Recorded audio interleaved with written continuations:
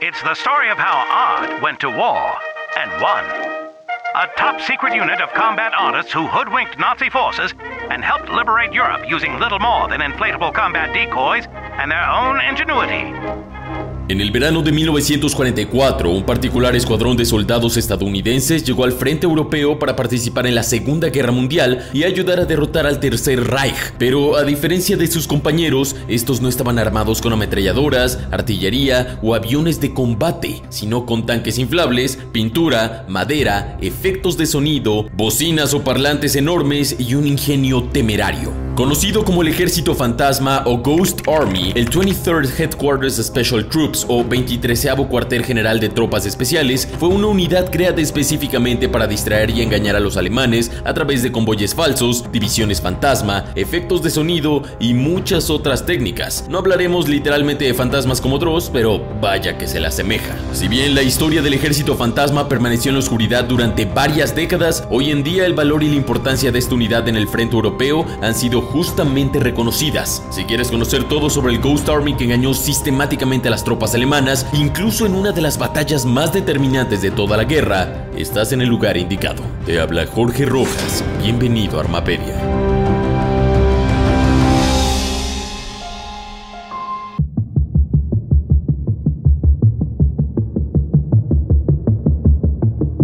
El engaño como táctica de guerra no era algo nuevo en la Segunda Guerra Mundial. Por el contrario, tiene literalmente miles de años de antigüedad. Los ejemplos sobran. A lo largo de la historia bélica, la idea de engañar al enemigo para hacerlo creer algo erróneo o cometer una equivocación táctica se ha repetido una y otra vez. Sin embargo, la idea de crear todo un escuadrón dedicado al engaño militar sí fue revolucionaria en su momento. La inspiración de estas unidades provino de los británicos, quienes en 1942, durante la batalla del Alamein en el norte de África, recurrieron a un operativo de Mildeck o Military Deception, por su traducción, engaño militar. En la llamada Operación Bertram, las unidades británicas utilizaron señuelos y disfrazaron sus vehículos de tanques, además de utilizar falsos mensajes por radio para engañar a las fuerzas de Erwin Rommel sobre cuándo y dónde sería el próximo ataque aliado. El resultado fue un éxito rotundo. Con este cercano antecedente, dos oficiales del ejército estadounidense, el mayor Ralph Ingersoll y el coronel Billy Harris, se preguntaron si no ayudaría a las fuerzas aliadas para derrotar al Tercer Reich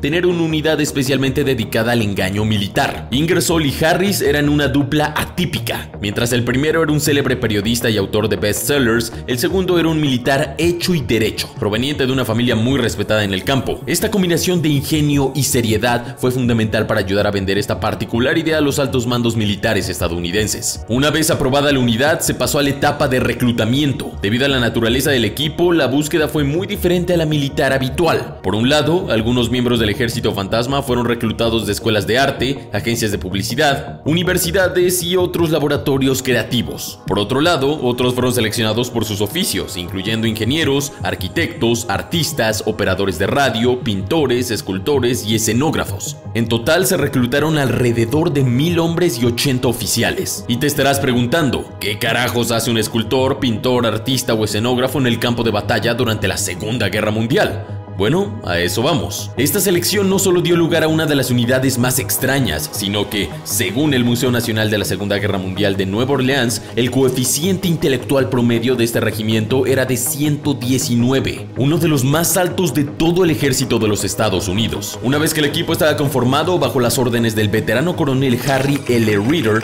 el 20 de enero de 1944 se activó oficial y confidencialmente la 23rd Headquarters Special Troops, que pasaría a la historia como Ghost Army o Ejército Fantasma. La unidad se entrenó para la guerra en Camp Forrest en Tennessee y en Camp Pine en Nueva York, aunque su base operativa durante el conflicto sería cerca de la pequeña ciudad de Stratford-upon-Avon en Inglaterra. El Ejército Fantasma fue enviado al frente en mayo de 1944 para participar en la Operación Fortitude británica. Este operativo tenía el objetivo de engañar y distraer a los alemanes en la previa del día D. Las fuerzas británicas y la nueva unidad estadounidense trabajaron en conjunto para crear la ilusión visual de un ejército preparado para atacar en las zonas de Calais y Noruega, de forma de que el desembarco en Normandía tomara desprevenidos a los alemanes. Esta operación sería solo el primero de una larga serie de éxitos para el Ejército Fantasma en Europa. Las estrategias de engaño de este grupo eran amplias y solían adaptarse a la misión en particular, pero siempre tenían algo en común: el ingenio. Los hombres de esta unidad utilizaban toda su disposición para burlar a las tropas alemanas. En cuanto a la disposición, el ejército fantasma se dividía en 4 unidades distintas con tareas y responsabilidades muy diferentes. La primera era el 603 Batallón de Ingenieros de Camuflaje, la mayor de todo el escuadrón, con 379 hombres, principalmente artistas, escenógrafos, pintores, constructores, ingenieros y arquitectos. Estos eran responsables de la creación de las ilusiones visuales. Para confundir al enemigo, este batallón utilizaba tanques inflables o hinchables, maquetas a tamaño real de aviones y otros accesorios físicos. También solían copiar la táctica británica de usar camiones, carros o simplemente estructuras y colocar mantos para que parecieran tanques o piezas de artillería. Por supuesto, el artificio era fácil de distinguir de cerca. Sin embargo, el objetivo era crear un cuadro engañoso para los observadores distantes o el reconocimiento aéreo enemigo que vería las maquetas, inflables y disfraces, pero creería que enfrente tenía un verdadero ejército preparado para atacar. Y qué mejor que bombardearlo y darle todas las balas y bombas que Hitler les podía suministrar. Gran parte de lo que hacía tan efectivo el ejército fantasma es que su ilusión no solo era visual, sino que este escuadrón se encargaba de cada detalle. La segunda unidad del equipo era la Compañía Especial de Señal. Conformada por 296 hombres, su labor era el engaño por radio, conocido también como spoof radio. Estos creaban redes de comunicación falsas con código Morse, haciéndose pasar por operadores reales y creando transmisiones con la intención de que fueran interceptadas por los alemanes. De esta forma, el enemigo no solo creería ver un enorme ejército enfrente, sino que su inteligencia incluso lograba interceptar sus supuestas comunicaciones, las cuales eran especialmente creadas para mandar información tramposa o engañosa.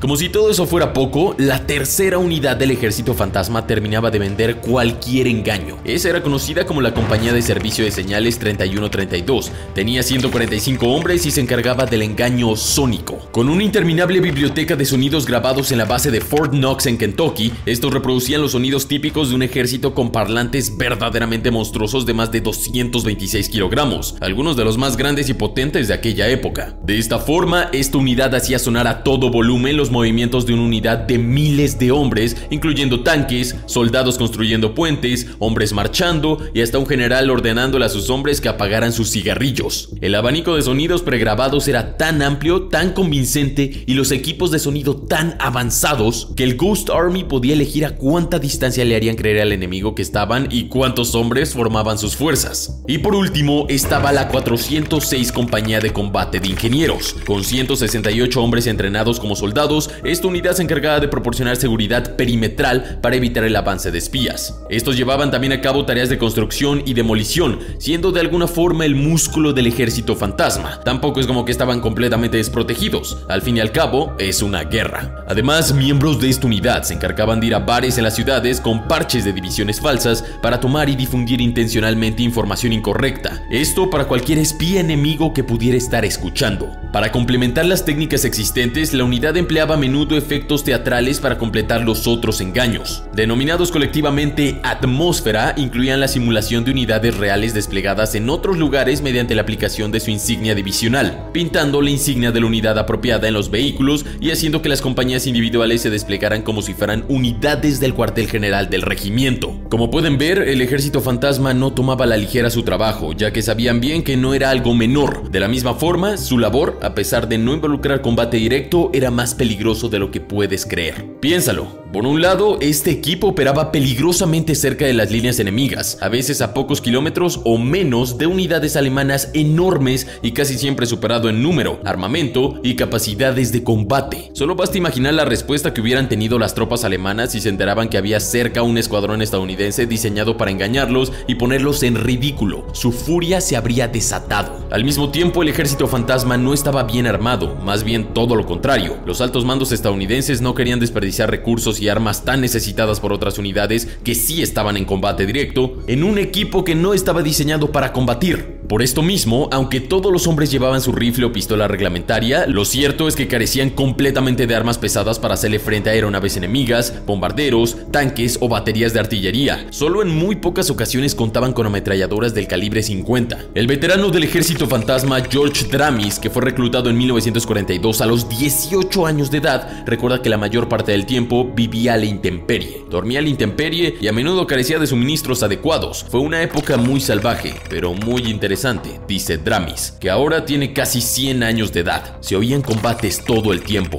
balas zumbando. Si bien la maestría del ejército fantasma evitó que tuvieran combates directos con los alemanes, 3 miembros de la unidad murieron en combate y alrededor de 30 resultaron heridos por fuego de artillería. Los soldados del ejército fantasma que murieron en combate fueron Chester Chet Pelliccioni, George Pedal y Thomas Wells. Otro aspecto fundamental de la labor del 23º Cuartel General de Tropas Especiales era la confidencialidad. Su trabajo tenía que ser absolutamente secreto, ya que si la información de que había una unidad estadounidense dedicada al engaño militar llegaba a oídos alemanes, no solo las represalias hubiesen sido brutales, sino que su trabajo dejaría de ser efectivo de ahí en adelante. Bastante entendible, ¿no? Por estas razones, los soldados no tenían permitido hablar de su trabajo con nadie. Ni siquiera sus familias y esposas sabían en detalle qué hacían en el frente de batalla. A sus ojos, tan solo habían sido enviados al frente de batalla en Europa con algún tipo de misión o trabajo. De la misma forma, las otras unidades estadounidenses desconocían completamente la existencia de este grupo. Incluso cuando los soldados del Ghost Army se juntaban con otros soldados aliados, usaban parches falsos para fingir su pertenencia a otros escuadrones. Todo esto rindió sus frutos. La importancia del Ghost Army no puede ser subestimada. En el último año de la Segunda Guerra Mundial, sus tareas obligaron a las fuerzas alemanas a movilizar tropas, malgastar recursos como artillería y munición, descuidar flancos y detener ofensivas pactadas para dañar a las fuerzas aliadas. Todo esto sin considerar el temor psicológico que pueden haber inducido en los soldados alemanes, que cada vez se veían y sentían más rodeados por tropas enemigas y desmoralizados. En total, el ejército fantasma realizó alrededor de 20 operaciones especiales, logrando en la mayoría de los casos engañar a las fuerzas alemanas y en muchas ocasiones también a las propias. Mientras algunas fueron misiones de menor impacto, otras fueron realmente importantes para la contienda en general. Entre estas destacan las siguientes. En julio de 1944, la Operación Bretaña engañó al enemigo sobre el recorrido que seguirían las tropas del general Patton, ayudándola a cruzar a Francia con impulso y pocos obstáculos verdaderos. 2 meses después, durante la Operación Bettenburg, el ejército fantasma volvió a asistir al general Patton, pero esta vez disimulando las tropas en una línea peligrosamente descuidada del ejército estadounidense, mientras este atacaba la ciudad fortaleza de Metz. Por otro lado, durante la batalla de las Ardenas, esta unidad impulsó la Operación Kodak, la cual consistió en un gran engaño por radio que ayudó a desviar la atención militar alemana de la ciudad estratégica clave de Bastoña. Si bien todas estas misiones fueron sumamente exitosas e impresionantes, hubo una que fue sin dudas la más importante y determinante del Ghost Army en toda la guerra, la Operación Björsen.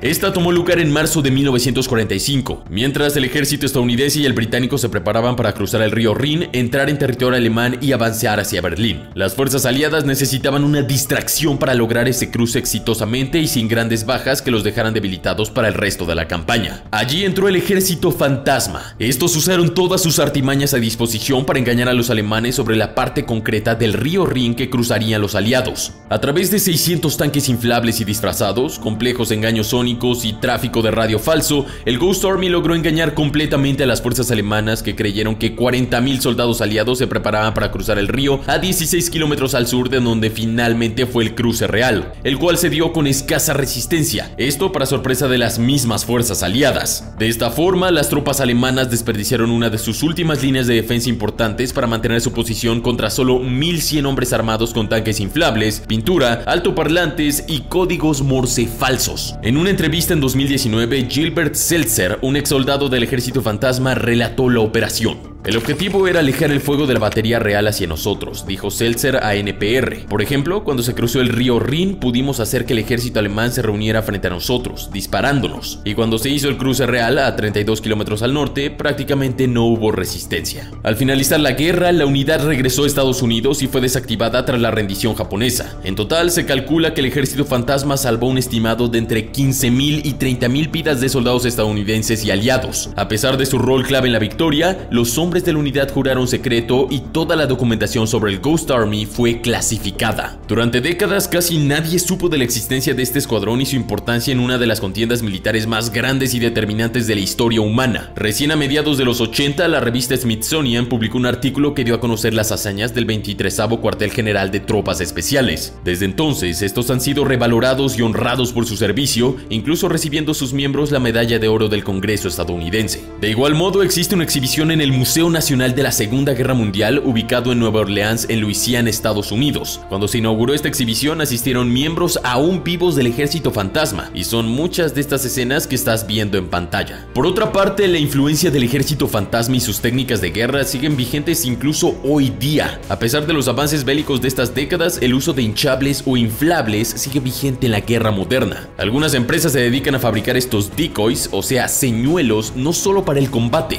sino también para ejercicios militares de artillería y lanzamiento de misiles o cohetes, porque un ejercicio militar es mejor cuando usas las medidas del tanque o vehículo de tu enemigo. Más allá de la oscuridad que escondió su historia durante décadas, hoy en día la labor y la influencia del Ejército Fantasma finalmente está recibiendo su reconocimiento, y no podía faltar de igual manera en un video de Armapedia. Sus hombres hicieron su parte en la guerra, ellos también combatieron y ayudaron a derrotar al Tercer Reich. Simplemente no lo hicieron con ataques aéreos, brutales combates o disparos de artillería, sino con engaño y mucho ingenio.